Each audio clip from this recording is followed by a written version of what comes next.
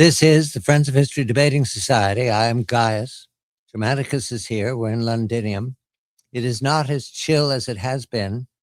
There's actually the suggestion of spring in the air, although we'll see more snow.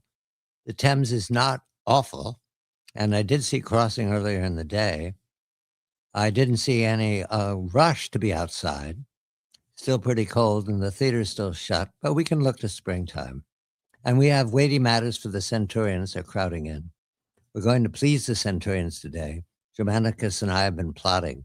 We know they really care about successful military campaigns. It's a thing with them after 25 years in the service of their emperor.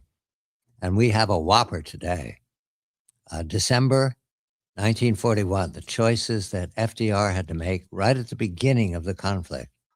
Germanicus, a very good day to you. This is exciting because we agree that we're pleasing the audience, and that's always a pleasure. The boys are getting some wine for themselves as they're looking over their shoulders. Now, what are they going to do? I'll tell the tale quickly and then come to you, Germanicus. The tale is this, gentlemen. In May of 1941, the President of the United States, Franklin Delano Roosevelt, in one of his fireside chats, spent a great deal of time talking about the aggression of the Hitlerites, Germany, and how the U.S. would not stand for it, and how it was more and more a threat to our allies and to us, Americans. We were not safe from the depredations of the Hitlerites. And therefore, any assistance we could offer to the combatants, at that point, that would have been Britain and Russia, to the combatants, we will act on that to our satisfaction. And there's nothing you can do about it. We're pressing the matter because we see that all of Europe is threatened by the bad acting of Berlin. That's May of 41. September of 41, the next fireside chat, the president spends all his time talking about the freedom of the seas because there have been incidents where what is identified as a German U-boat has fired a torpedo at a U.S. warship. More than one incident like this, somewhere off of Greenland and Iceland. And the president said, we will not tolerate this aggression and we will answer it in kind. And again, he pounded Germany as a bad actor. No sense of fair play. Although he's not committing the U.S. to combat, he's saying, we know who the bad guys are. And then, all of a sudden, December 8th, 1941, the day after the attack on Pearl Harbor, it's all about the Japanese. The Japanese attacked without warning. Without warning. He went down the list, rhetorically brilliant on the radio. This follows his remarks to Congress asking for a declaration of war. So the FDR's magic had pulled off a switcheroo in front of the American people, and it didn't bother anybody that he spent all of the prep for the war pounding Europe, and then suddenly it's the Pacific that attacks. Germanicus, it was a two-front war right away. It occurs to me that this is a useful analogy to the situation that the U.S. has faced for some years, a two-front war. Is it the People's Republic of China that is threatening our freedom and the freedom of our allies in the Pacific? Or is it Russia, the Russian Federation, and its allies threatening our allies and us in Europe? And do we fight this war first, that war first? How do we make a choice? Have we got enough money? And do the American people understand the choice?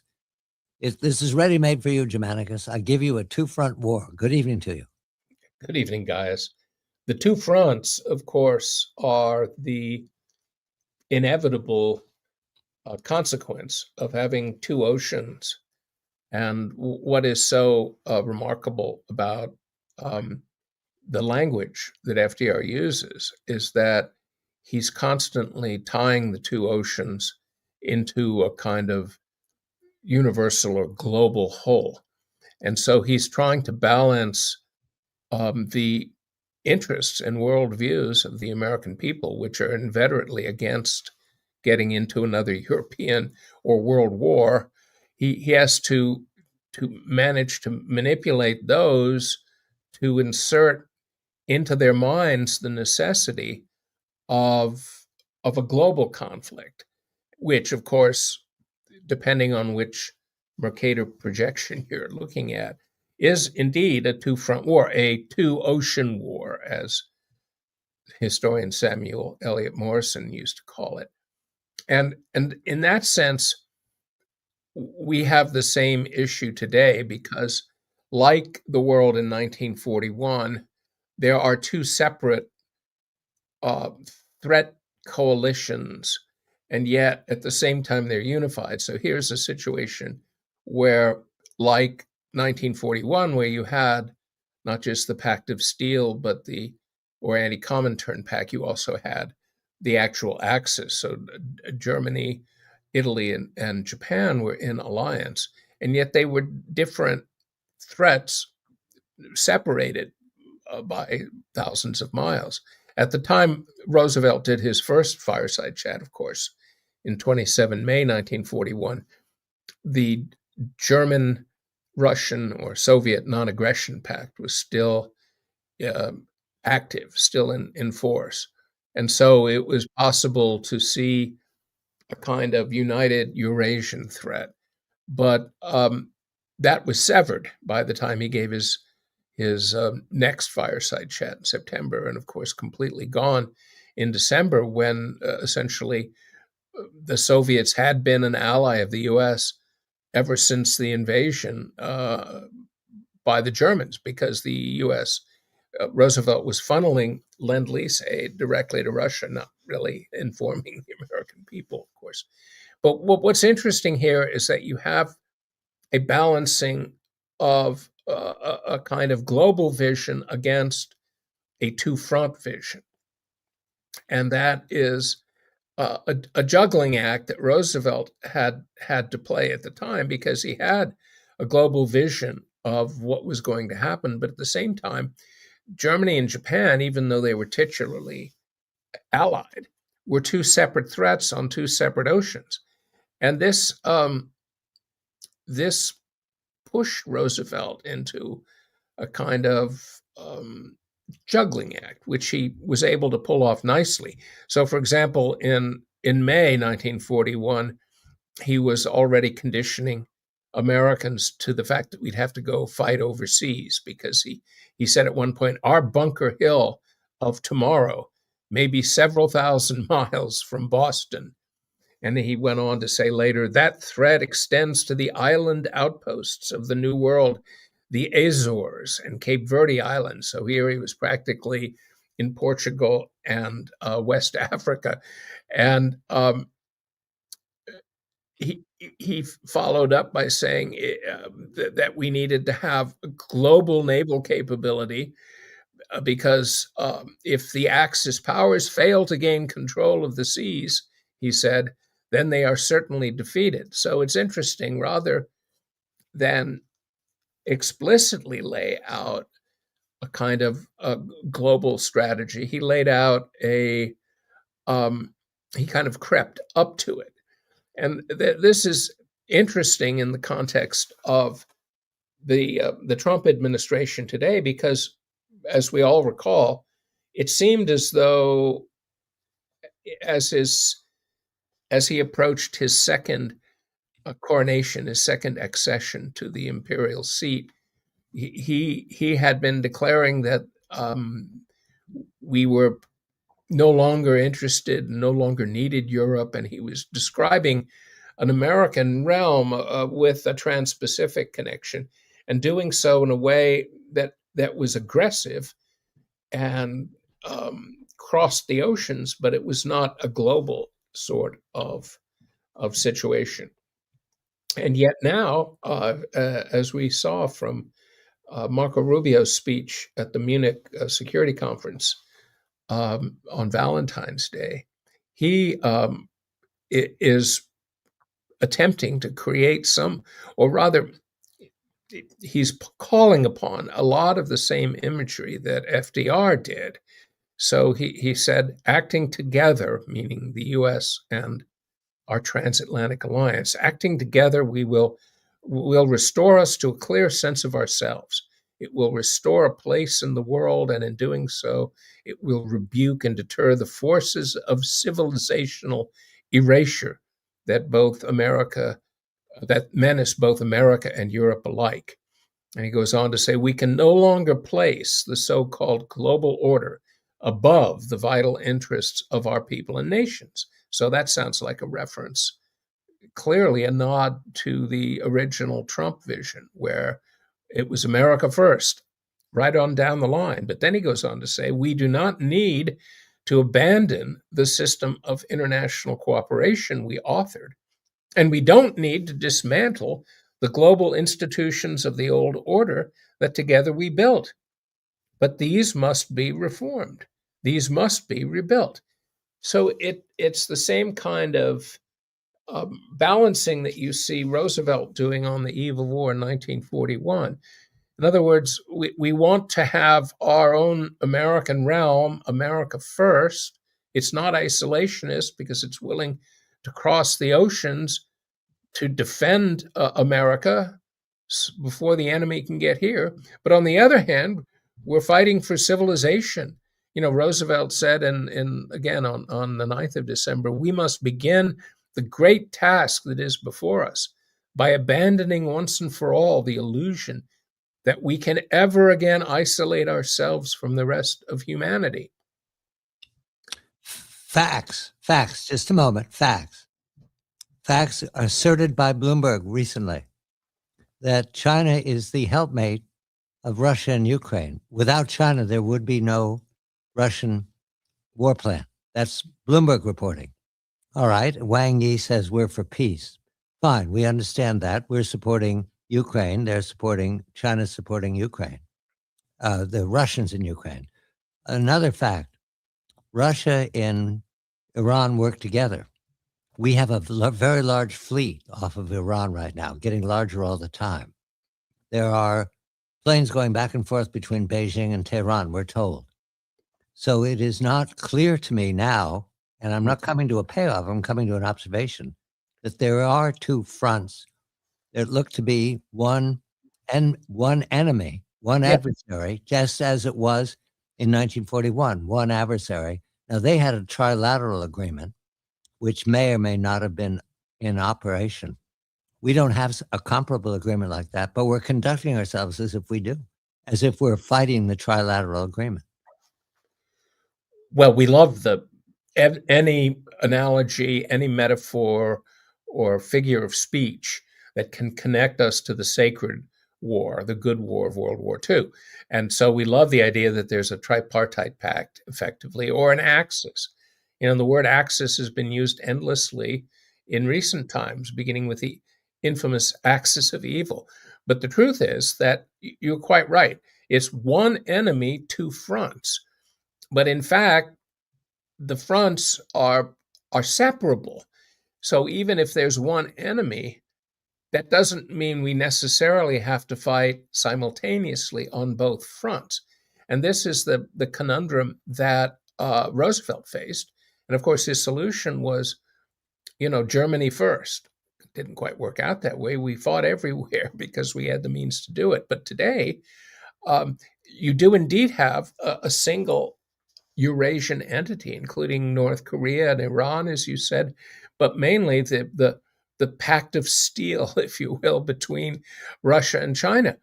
But we can't fight both Russia and China and Iran at the same time. We can't even fight one of them. We can only proxy war, as it were, Russia to an extent, and we're losing that. And Iran is a bridge too far that we can't figure out whether we want to dip our toe in the big muddy in order to cross the river, because that bridge is out. And China represents a military force that is the opposite of what we faced in the Pacific in 1941. Then Japan, in terms of its military effectiveness and the size of its navy, is really the equivalent of the U.S. and the U.S. Navy today, whereas China is the equivalent of the U.S. As it was in 1941. In other words, China has all the capacity to build and produce planes and ships. It has 200 times the shipbuilding capability of the U.S. And the US is in a position where today it can't even maintain and repair the ships it has. If you look at American warships, they're covered in rust. It's shameful. Germanicus, I want to note here FDR was genuinely candid when he told the Americans they have to prepare for losses. Yeah. They have to prepare for reverses, that they're going to come. He was candid when he did that. That's very much what you're doing right now. We're going to lose.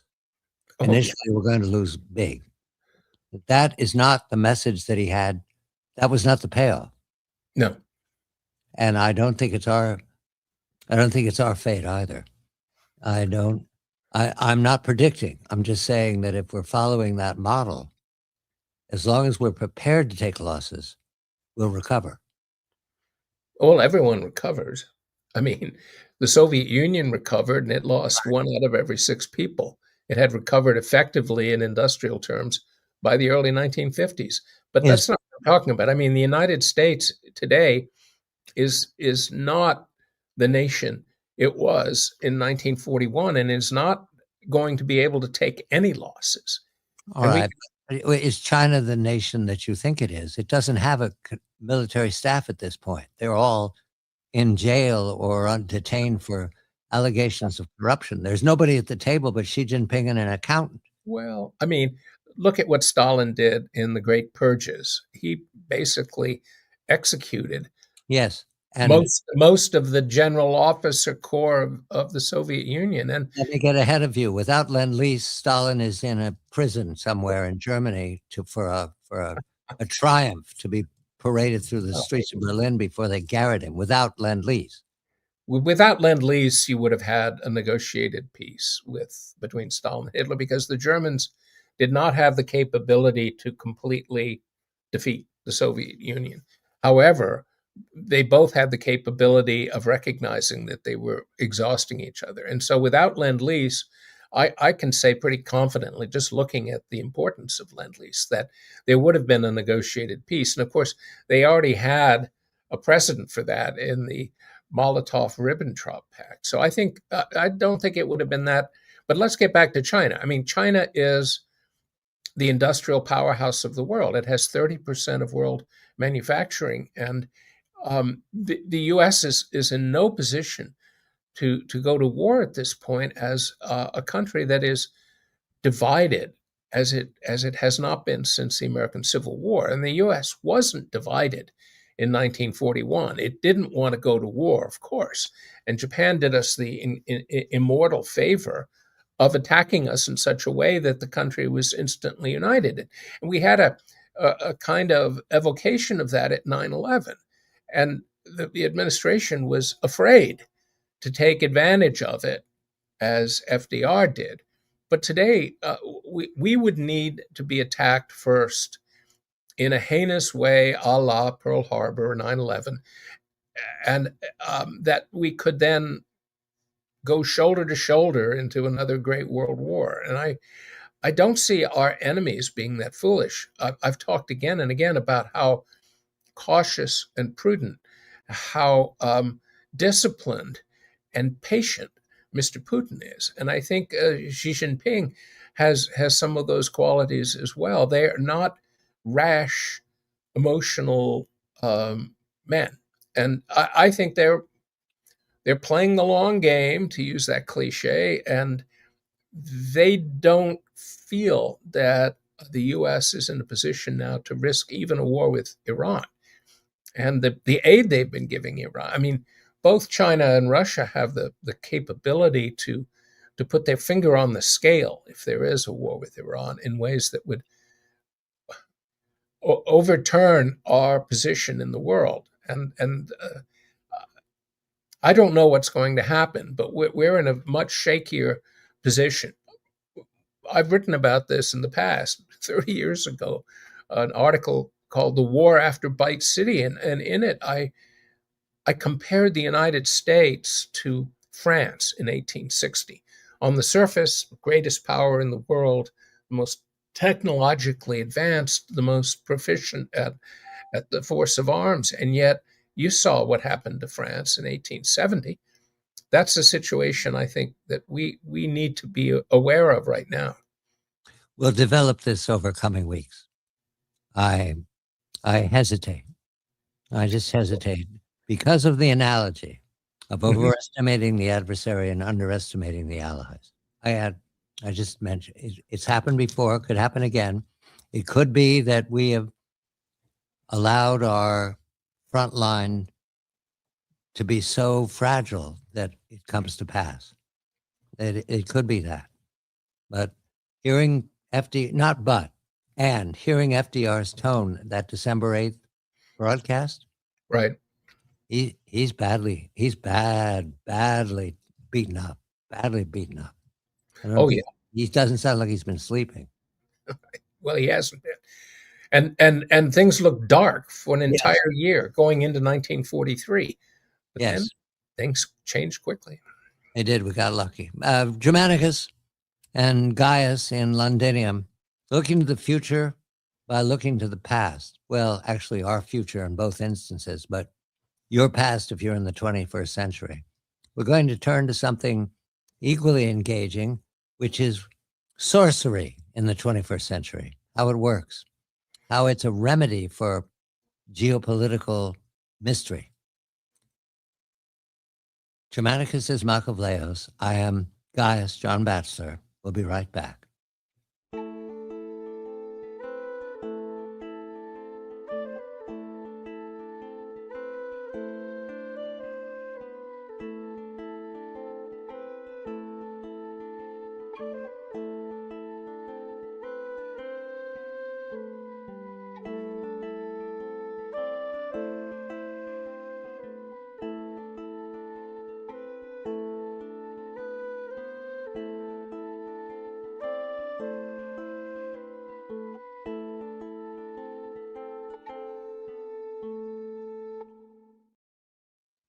This is French History Debating Society. I am Gaius. Germanicus is here, and we're turning to a model of the 17th century that may or may not be useful in the 21st.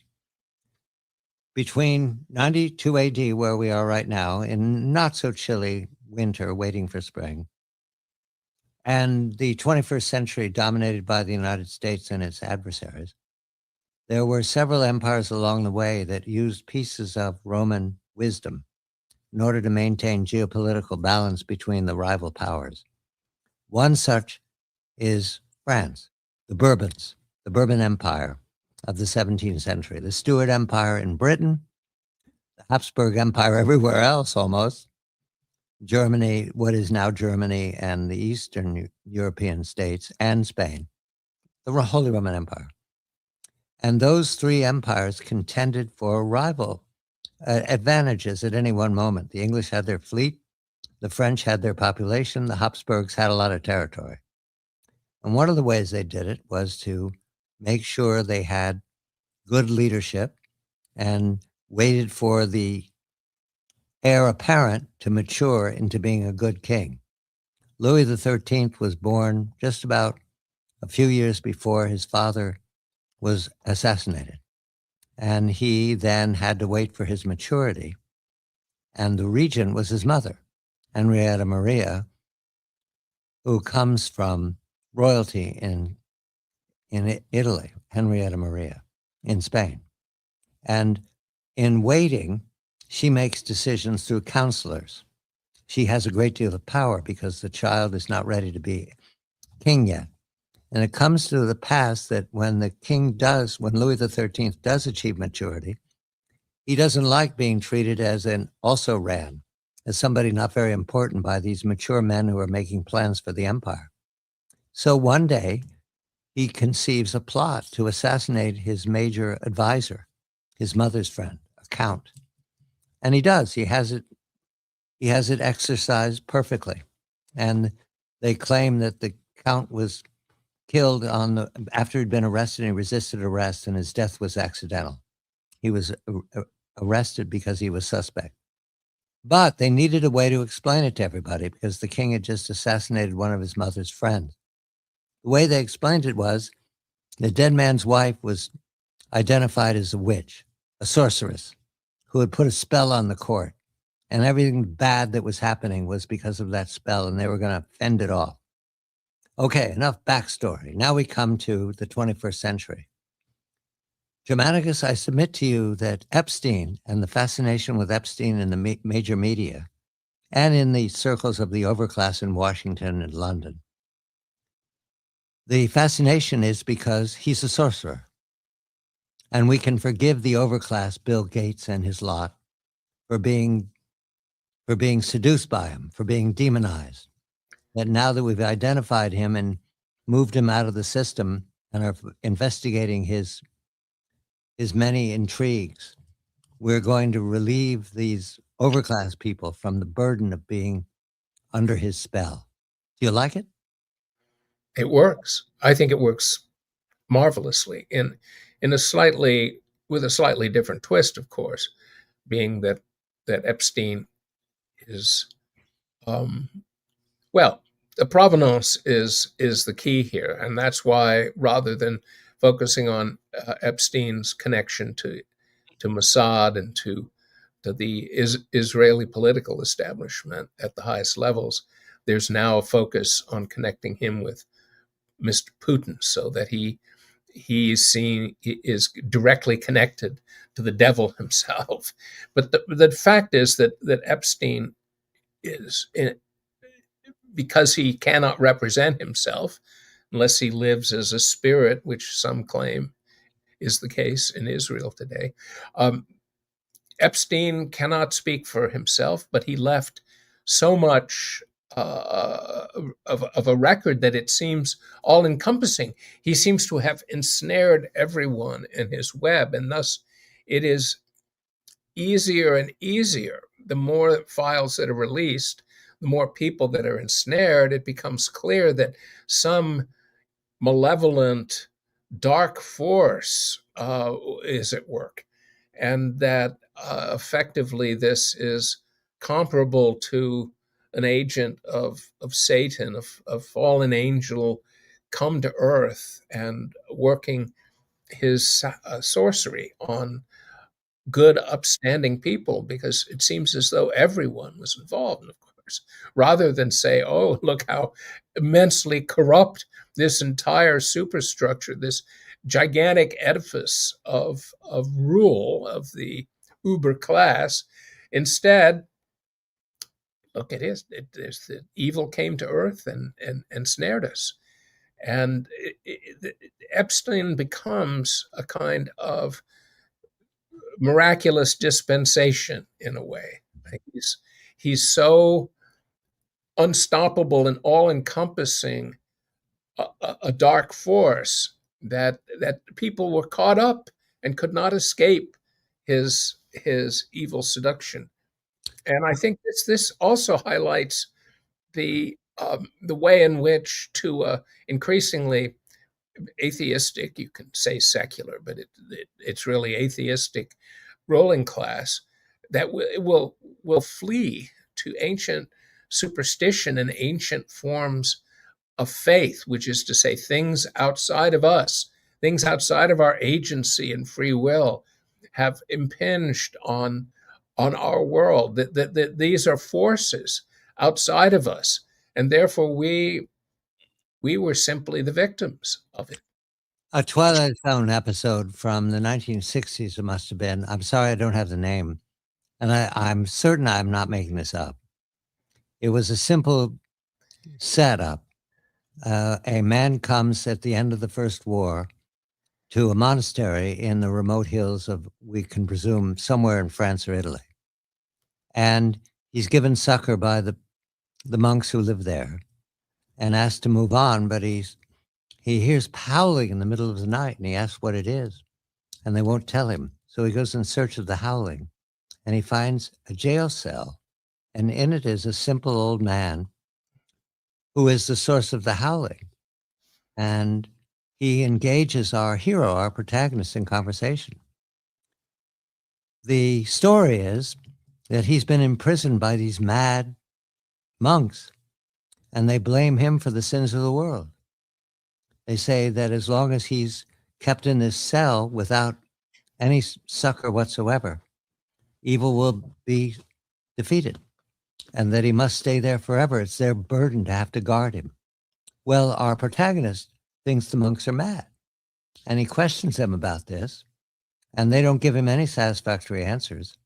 So one night, he slips through the monks' sleeping quarters and opens the cell door, and the old man who's been howling inside escapes. That's the devil. And the monks explain to him afterwards that he's let loose the same violence and evil that was the first war, and it'll come again. Now, when I was a lad, that scared the bejesus out of me. Me too. Yeah. Are we living it?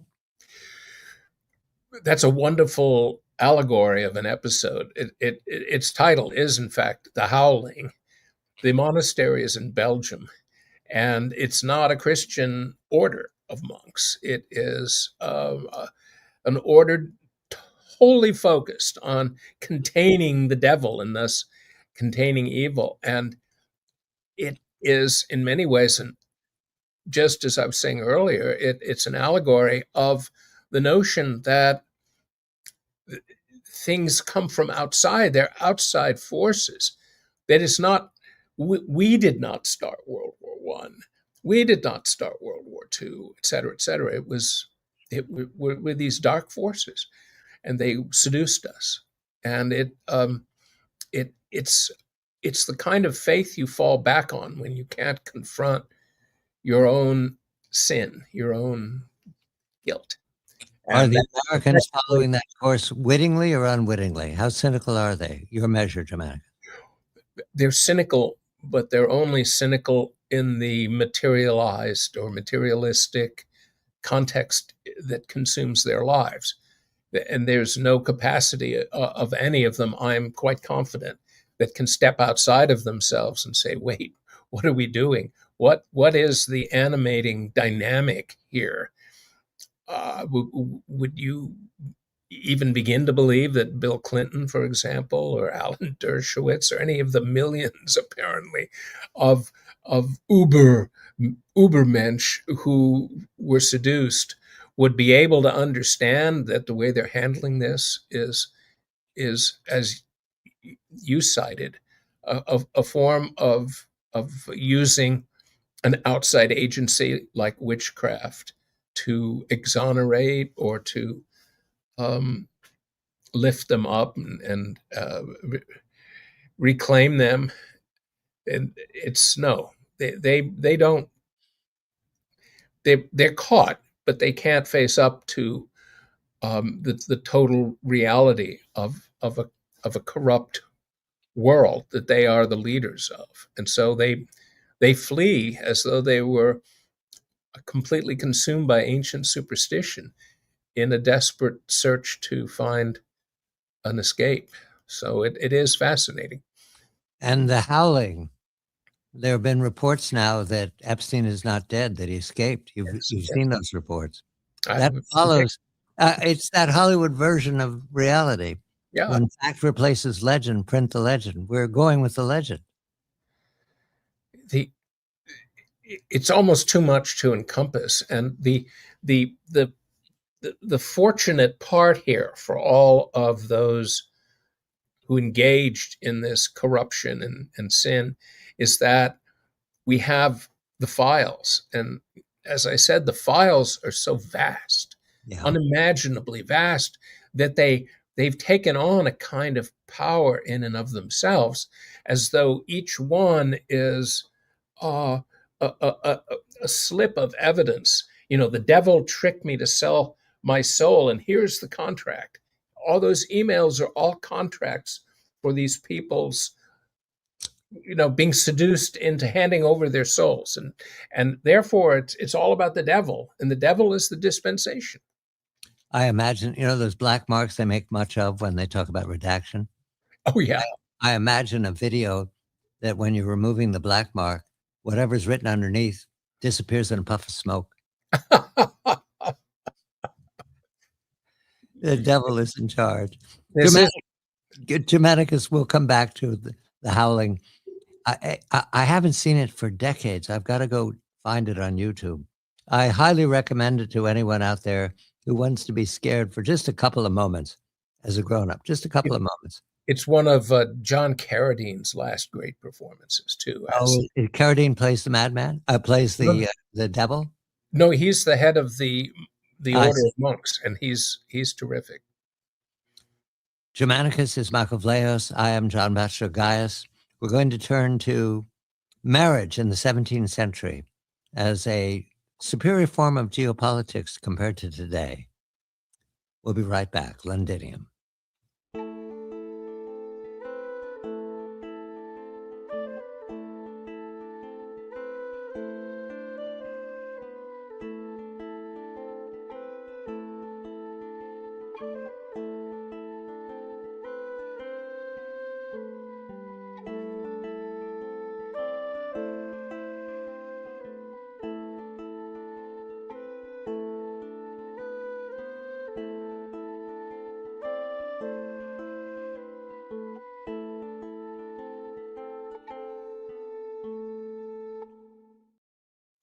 This is the Friends of History Debating Society. Germanicus and Gaius are enjoying themselves. We're playing deviltry. But now we come to an observation of the 17th century. The Queen of Great Britain, Charles I's wife, Henrietta Maria, is born to the King of France, the Bourbons. She's a small child, and she's junior to her brothers and sisters above her. And at one point, as she's growing up, she's a teenager, all of a sudden, George Villiers, the Duke of Buckingham, and the heir apparent, who will be Charles II, appear at court on their way to Spain. They spend some time at the Bourbon court. They're moving on to Spain because they have a mind to romance one of the daughters of the King of Spain and knit together Britain and Spain, the Catholic and the Protestant. Henrietta Maria observes these two men. They come up with pseudonyms. It's quite an absurd episode. Riding all night. They're away for several months. You think to yourself, this is the heir apparent. He's wandering around in Catholic France and Catholic Spain. Yeah, that's how they lived in the 17th century. Well, many years later, Henrietta Maria will be betrothed to the man who becomes Charles I. She will marry him and have many children, one of whom is Charles II, one of whom is James II, and one of whom is the Princess of Orange. All those relationships knit together the three empires, Habsburg, Bourbon, and Stuart, at that moment in the middle of 17th century. Okay, that's the backstory. We don't practice marriage to resolve our conflicts. Why not, Germanicus? Did we lose faith in it? We don't have a dynastic weave of monarchies. And one of the elements, the positive elements of all of this, it has its downsides, of course, but the positive element is that it establishes a network of bloodlines that intimately connect all of the quote unquote crowned heads of Europe. So there is a sense of single-mindedness to the whole. In other words, you have European wars, but there's an inherent stability to maintain the balance of power and maintain the system itself, because everyone is related to everyone else. So that is an upside. You don't have the kind of identitarian existential, oh, we're fighting the Untermenschen, the way you have in World War II, especially. And yet that this network of bloodlines did not in any way prevent the outbreak of World War I, even though the king of the United Kingdom and the Emperor of Germany and the Tsar of all the Russians were first cousins. So it didn't do any good. They didn't fight, though, the First War, the Great War, didn't fight to the destruction of Berlin the way the Second War did when they let loose the dogs of war. And I'm wondering, as you just observed, I mean, Emperors have sons and emperors have daughters, always have. To hesitate, that impulse to destroy the other side, a marriage would work. And a marriage did work in the 17th century.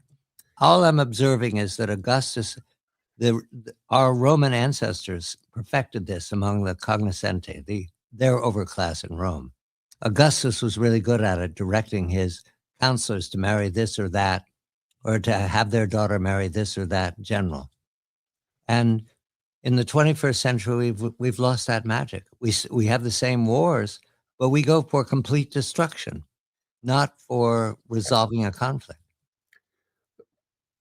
That's the existential identitarian element at work, and that is now fully entrenched in our consciousness, and that is why, say, Marco Rubio went to such lengths to talk about how he was the descendant of ancient Spanish and Piemontese ancestors who got together and was using that metaphor to create the continued stitching of America and Europe as a kind of celestial bloodline, if you will. And it was a very lame attempt to do that. I mean, the whole essence of the European system as it developed in the early modern period was that not only was everyone related to everyone else, but there was a sense of kind of they were all part of the same world. Even if they weren't directly related, everyone could speak a lingua franca. I mean, at that point it was French. A century or two before that, it was Spanish. And there was they were part of a unified sensibility. And that, I think, helps explain why cities weren't being sacked, for example, in the early modern period. It was a more restrained and civilized. And where did it go? Was it the Great War that wiped it out? Why did it disappear all of a sudden in the 20th century? Oh, it was the French Revolution.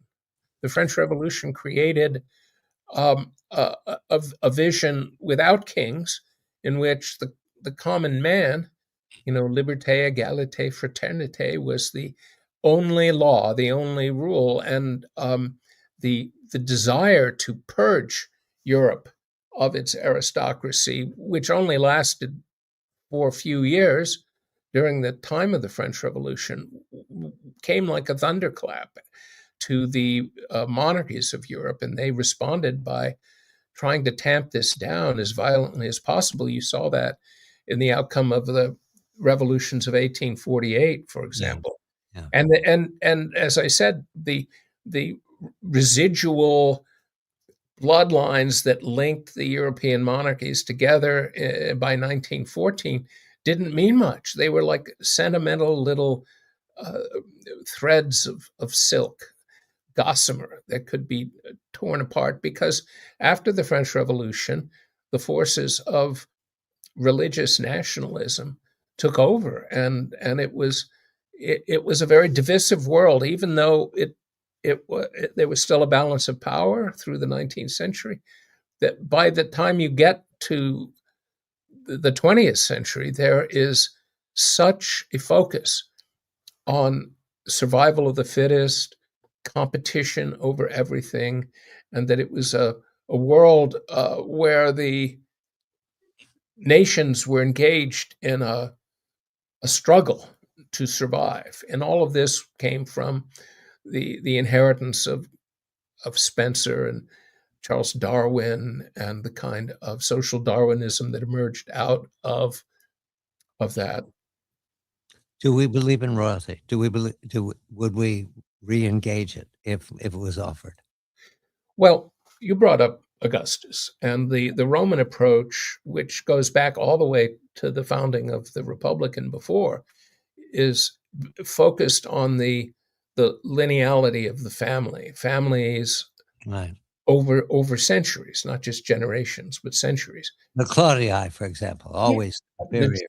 Yeah, it was astonishing how the Romans were able to do that. And you can still see that in Britain, for example, in France and Germany, and you have to dig for it. I mean, they live quietly for the most part, but the fact is that there is a kind of strange egalitarian counterpart to that in the form of what you could call the Nepo baby. In other words, having brought up the overclass or elite in America has become very much like an aristocracy, and there is a passing on of wealth, and the wealth continues to grow if a family is successful, and children have not just a leg up, but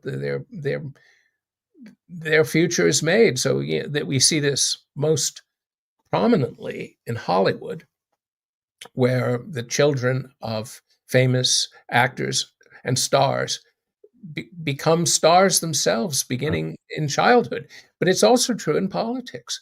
And there are high-placed political families, and their children become high-placed political figures, like the current Attorney General just elected in Virginia, who has a bloodline of high pedigree, Democrats, and their child now is the Attorney General, and that happens across the country. So that exists, but it doesn't seem to have been translated into families that cover generation after generation in the same way you saw in Rome or even in Britain. Germanicus is Malcolm Vlahos. I am Gaius John Batchelor. We've enjoyed ourselves with the Centurions. We'll stay with the two-front war, one enemy, over the next weeks, because there's suggestion here that fleet off of Iran, it's awful big. There's suggestion that we're moving to in some turn in the road, but there's no predicting. Not from the 1st century AD. Londinium, thank you for listening.